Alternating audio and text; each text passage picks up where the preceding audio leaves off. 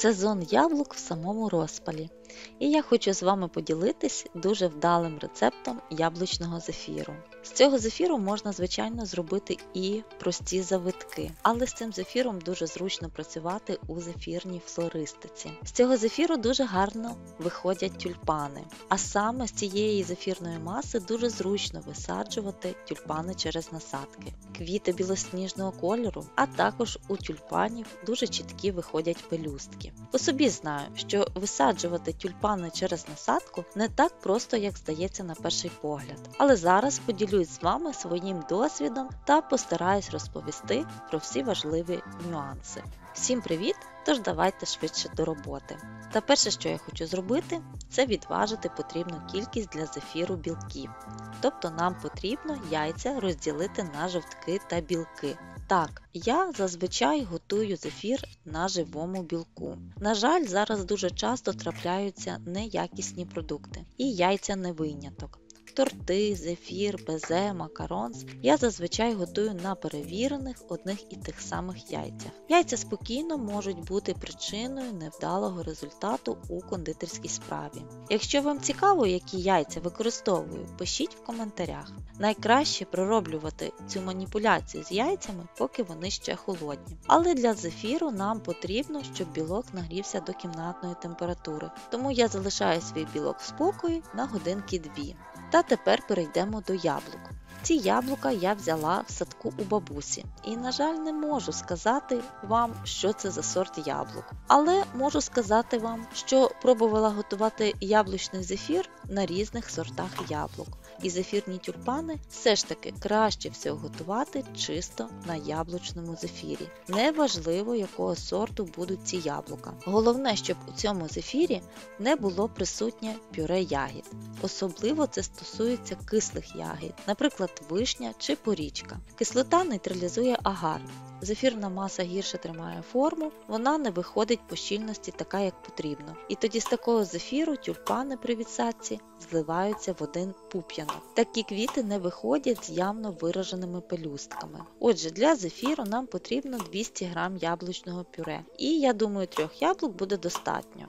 Тепер з цих яблук нам потрібно приготувати пюре. Яблука я помила та очистила від серцевинки. Шкірку у яблук знімати не потрібно. Саме у шкірці яблука знаходиться найбільша кількість пектину. Нарізані яблука я поклала в кастрюлю від мультиварки та запікала яблука в мультиварці на функції випічка 20 хвилин. Свої запечені яблука я трішечки залишила в спокої, щоб вони трішки охололи, щоб з такими яблуками було відразу зручно працювати. Тож переношу яблука в високий мірний стакан та занурювальним блендером перебиваю яблука в однорідне пюре. Але для того, щоб пюре мало ще більш ніжну консистенцію, я вирішила його ще перетерти через сито, щоб позбутися зайвих прожилок, які могли ще залишитися в яблучному пюре. Але, як бачите, відходів було зовсім небагато. І, до речі, саме таким чином я зазвичай заготовлюю яблучне пюре на зиму. Я це пюре просто розфасовую по зіп-пакетам та кладу їх в морозилку.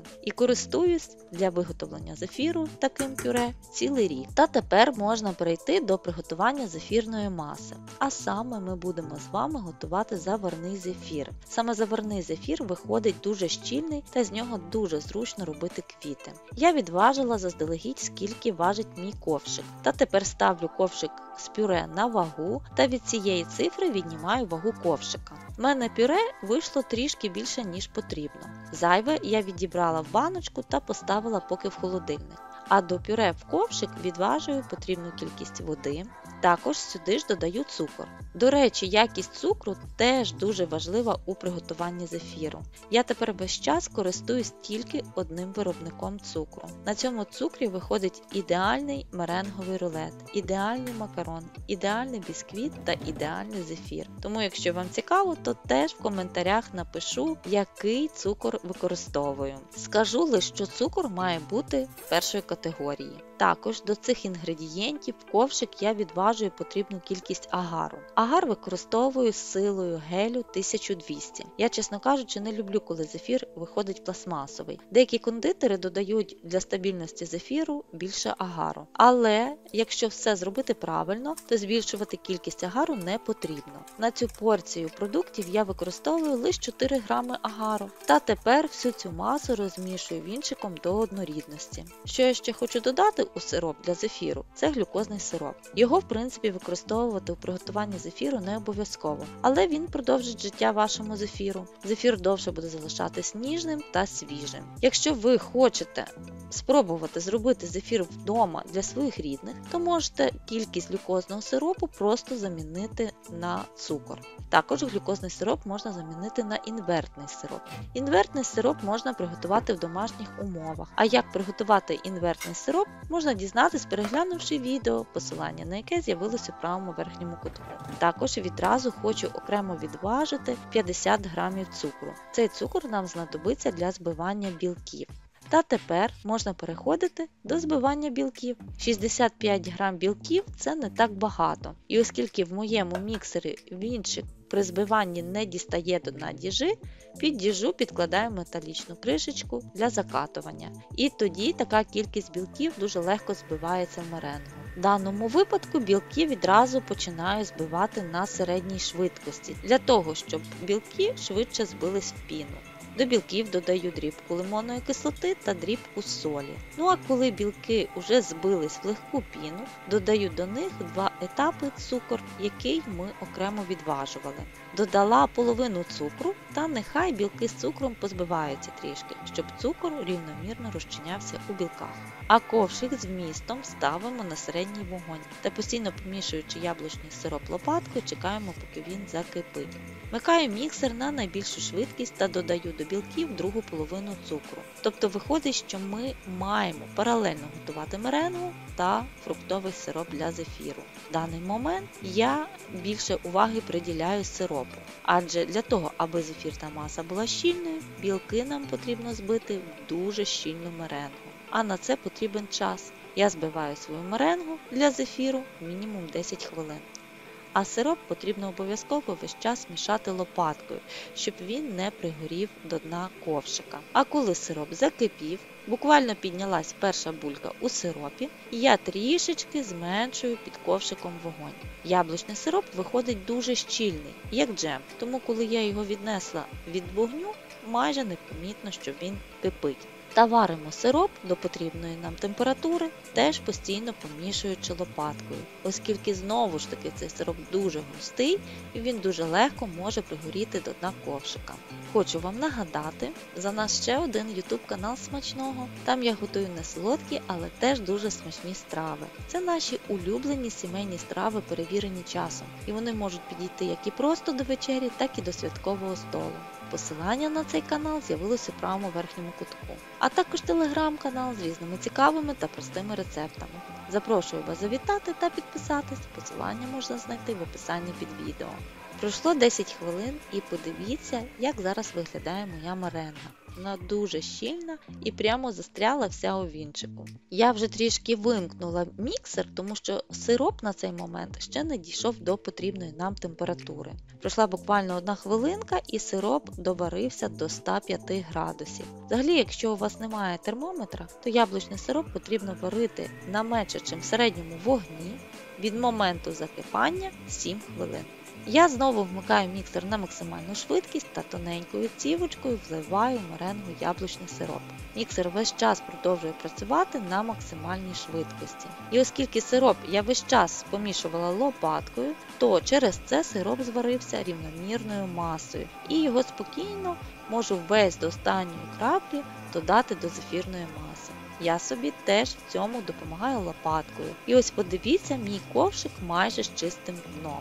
Також лопаткою я трішки знімаю зефірну масу з яблучним пюре зі стінок діжи, для того, щоб зефірна маса була максимально однорідною. Та тепер збиваємо зефірну масу 5 хвилин на найбільшій швидкості міксера. Але взагалі в цій справі не потрібно орієнтуватись на час, а потрібно орієнтуватись на консистенцію та вигляд зефірної маси. Я обов'язково зверну вашу увагу, в який момент я вимикаю свій міксер. Тобто, як в цей момент виглядає моя зефірна маса. Також в цей момент я зазвичай вмикаю свою духовку на 50 градусів. Це робиться для того, аби духовка нагрілась трішки, поки зефірна маса буде збиватися. І тоді вже неввімкнену духовку можна буде поставити миску з ефірною масою, щоб підтримувати її робочу температуру. Адже агар стабілізується вже при 40 градусах. І оскільки зефірна маса дуже швидко охолоджується, з нею стає нереально працювати. Також, поки збивається зефірна маса, я хочу підготувати мішки з насадками. Я буду використовувати такі пластикові насадки. Червона в мене насадка для листочків та ще кругла насадка з діаметром 5 см для самих тюльпанів. Коли заправляю круглу насадку в мішок, ще обов'язково закріплюю мішок до насадки з допомогою тоненького скотчу. Через те, що зефірна маса дуже щільна, вона може просто виштовхнути насадку з мішка. Взагалі хочу, щоб мої тюльпани були білими. Дуже мені подобається, як виглядають букети з білими тюльпанами та яскравим зеленим листям. Але для того, щоб білі тюльпани трішки відтінити, хочу зробити на їхніх пелюстках зелені ледве помітні вкраплення. Для цього в мішку всередині малюю зеленим барвником лінії по колу в 3 чи 4 місцях. Пройшло 5 хвилин після того, як я додала до збитих білків яблучний сироп, і ось так виглядає моя зефірна маса. Але, чесно кажучи, мені здається, що вона ще не набула потрібної консистенції. Видно, що на вінчику зефірна маса ще тягнеться, і є ймовірність того, що тюльпани будуть відсаджуватися з насадки суцільним пуп'янком. Тому продовжую збивати свою зефірну масу на найбільшій швидкості міксера.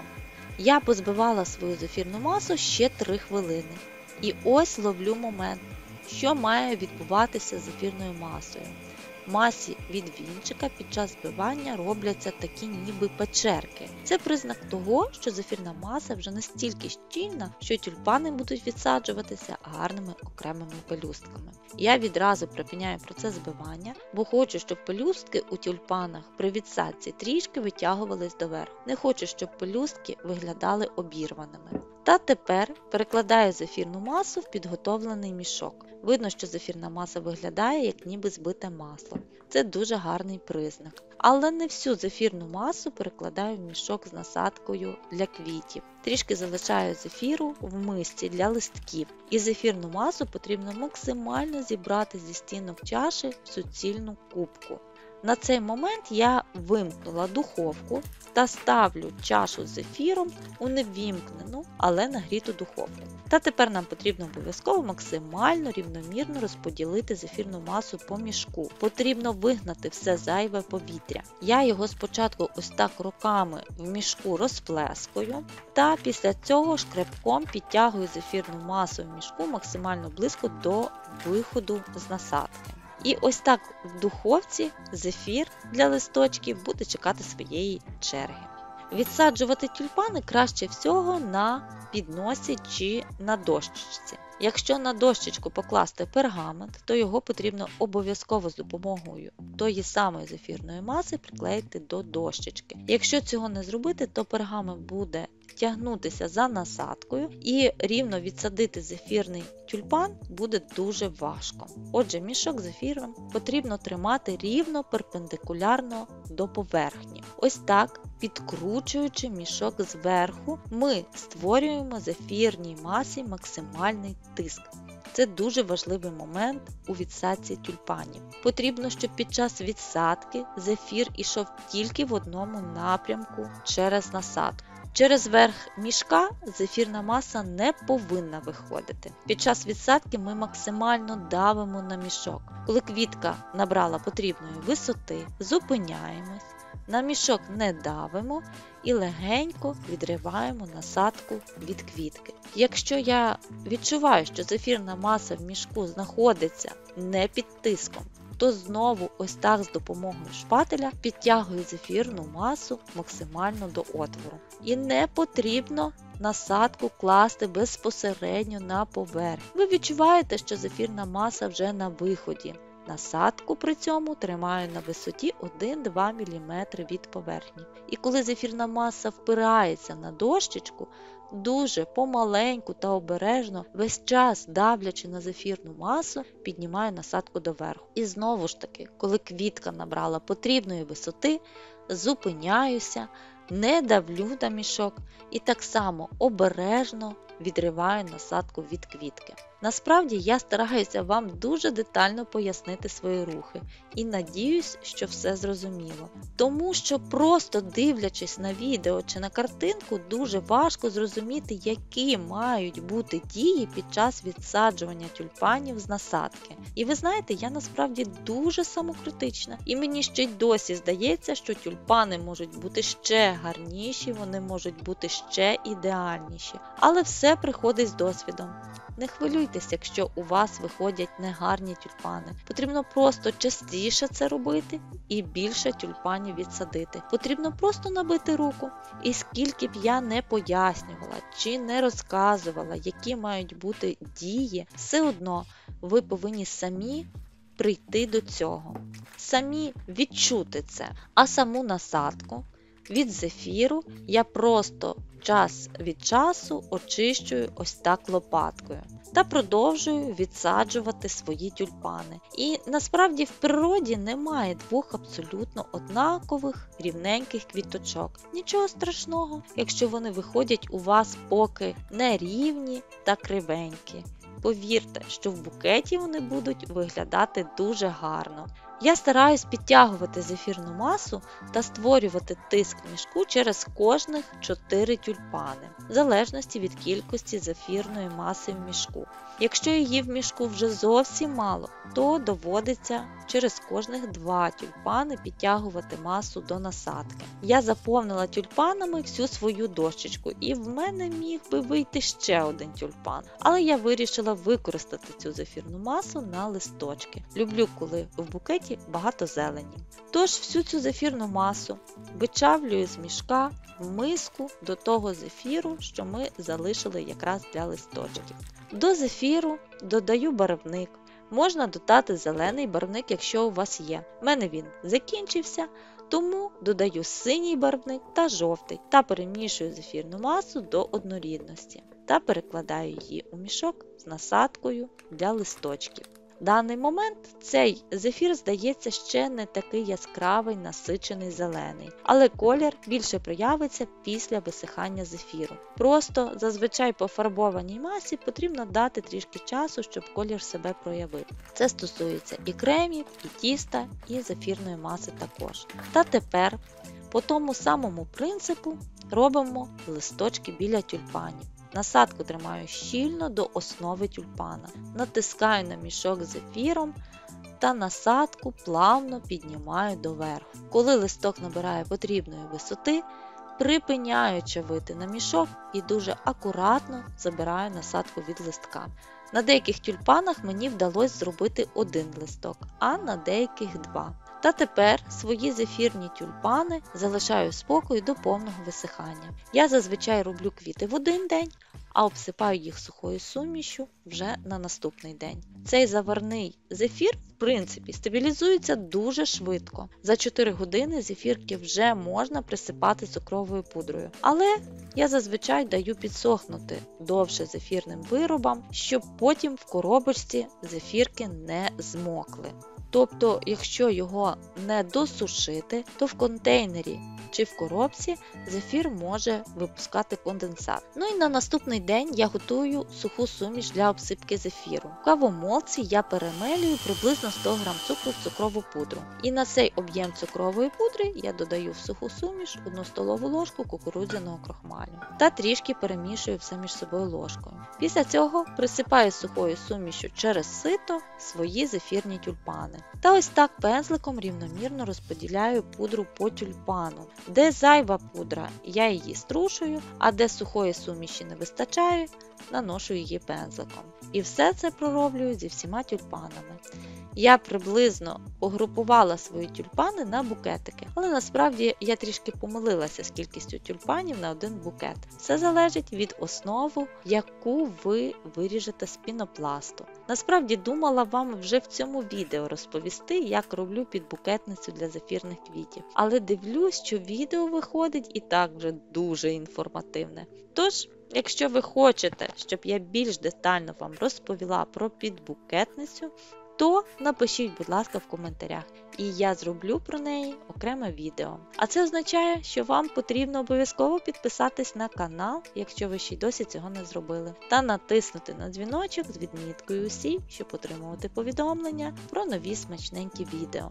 Зараз лише хочу додати, що у приготуванні зефіру немає нічого складного, є просто деякі нюанси і про них потрібно знати. Якщо дотримуватись всіх правил у приготуванні зефіру, цей процес займе у вас 1 годину. І це разом з відсадкою тюльпанів. А сам зефір по цьому рецепту виходить пружний та ніжний і водночас гарно тримає свою форму. Квіти виходять щільні і не розпадаються в руках, тому з них дуже легко можна зібрати букет. І на смак ці зефірні тюльпани виходять дуже смачні та в міру солодкі.